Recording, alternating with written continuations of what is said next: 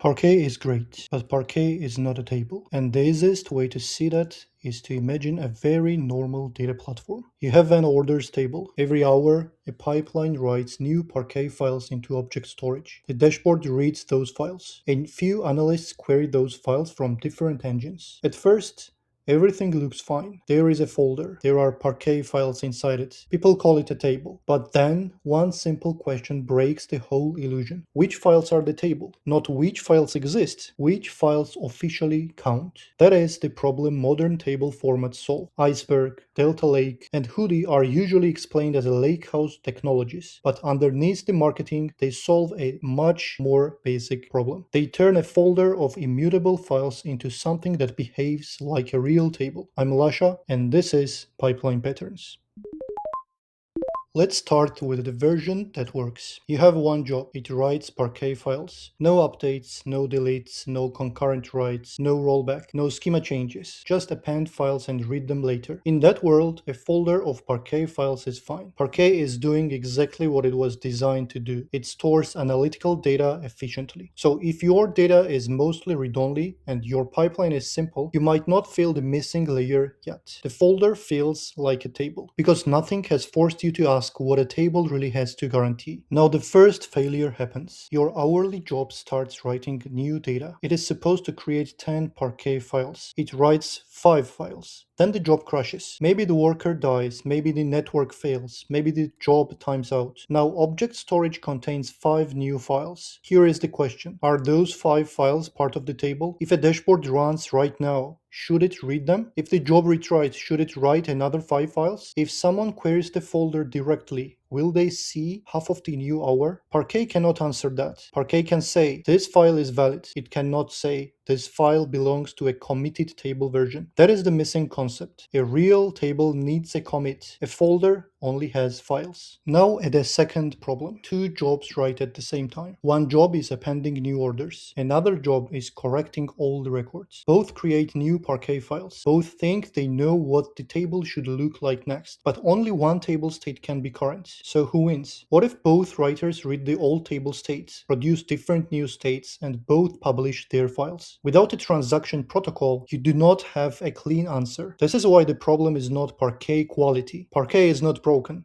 It is just operating at the wrong layer. Parquet stores data inside files. It does not coordinate writers. It does not define table versions. It does not decide which set of files is current. That job belongs to the table format. So here is the trick. Do not make the files the table. Make the metadata the table. The data files still hold the rows, usually Parquet, but a separate metadata layer says, these files belong to the table. These files were removed. This is the schema. These are the partitions. These are the statistics. This is the current snapshot. Now a write works differently. The writer does not edit old Parquet files. It writes new files. Then it creates new metadata. That metadata describes the next table version. Finally, it commits the metadata. Before the commit, readers use the old table version. After the commit, readers use the new table version. There is no moment where the official table is half old and half new. That is the key idea. The table is not the folder. The table is the committed metadata that points to files. This is what people mean when they say table formats bring ACID to the data lake. But let's make that concrete. Atomicity means the failed write from earlier does not become half a table. Consistency means the table moves from one valid version to another valid version. Isolation means readers and writers do not step on each other in unsafe ways. A dashboard can keep reading one snapshot while a pipeline creates the next one. Durability means that once the commit succeeds, the table version is recorded in durable storage. The important part is this. Object storage did not magically become a database. The table format added a protocol above. That is how you get database-like behavior on storage that was never designed to be a database. Once you have committed table versions, a lot of features stop feeling mysterious. Time travel is just reading old metadata. If yesterday's metadata points to yesterday's files, you can query yesterday's table. Rollback is just moving back to a previous valid version, depending on what the system allows. Audits becomes easier because the table has a history. Failed writes become easier because files that never committed are not officially table data. Concurrent writes become become manageable because writers have to commit against a table state. If the state changed, one writer may have to retry. But there is a cost. The old files do not disappear automatically just because a new version exists. Small writes create small files. Deletes may create delete files. Metadata grows. Old snapshots pile up. So now you need maintenance, compaction, cleanup, garbage collection. Table formats give you more control, but control comes with operational work. Now we can explain Iceberg, Delta Lake, and Hudi. They are different implementations of the same basic pattern. Immutable data files underneath, metadata above. Iceberg came out of Netflix and is now an Apache project. Its metadata is hierarchical. Snapshots point to manifest lists point to manifests point to data files. That structure helps Iceberg plan large tables with many files. Delta Lake came out of Databricks. Its core idea is a transaction log. The log records table changes over time. Which files were added, which files were removed, which version comes next. Delta is especially strong inside Spark and Databricks. Hudi came out of Uber. It focuses heavily on ingestion and record level changes. It supports copy on write and merge on read that can be powerful for streaming style workloads. It can also make operations more complex. For many teams, the practical question is not which one is the theoretically best. The practical question is which one is best supported by your engines,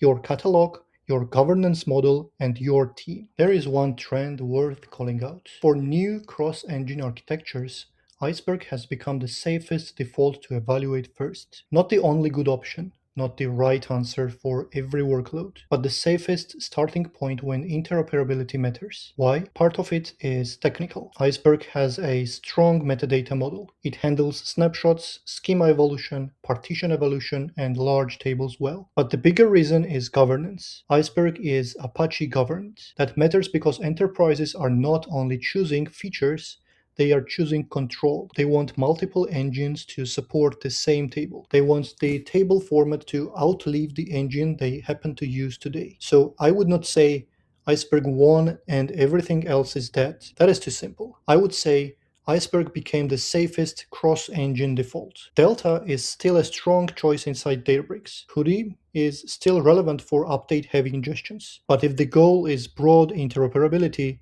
Iceberg is where most of the momentum is. Now the word lakehouse becomes easier to understand. A lakehouse is not one product. It is an architecture pattern. At the bottom you have object storage, S3, GCS, Azure Blob, cheap and scalable. On top of that, you have data files, usually Parquet. On top of that, you have a table format, Iceberg, Delta, or Hudi. And on top of that, you have engines. Spark, Trino, Flink, DuckDB, Snowflake, BigQuery, Databricks. It is the combination of object storage, columnar files, table metadata, and query engines. The table format is the layer that makes the rest possible. Now, the important part, this is not automatically better than a warehouse. It is a trade-off. The promise is real. Fewer copies, less drift, more engine flexibility, more control over storage. But the fine print is also real. Performance depends on the engine. A native warehouse table may still be faster than an external table over object storage. Governance can get harder. When many engines touch the same dataset, access control, lineage, and auditing become coordination problems. Compaction, cleanup, delete file management, snapshot expiration, metadata growth. Someone has to own all of that. So the right question is not, is lakehouse better than warehouse? The right question is, what problem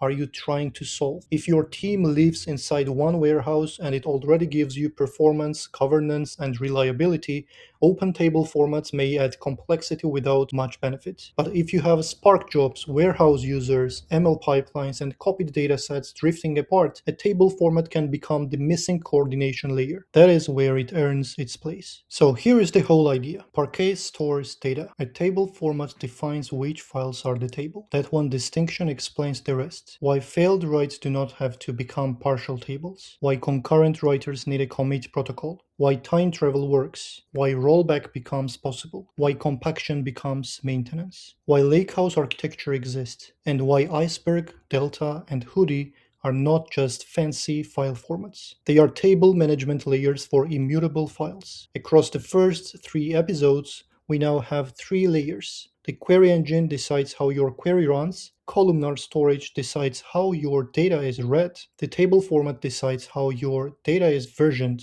committed, and shared. Compute, storage, table. Three layers of the same system. If you want the written version of this episode, it is on my Substack, Pipeline Patterns. Link in the description. Thanks for watching.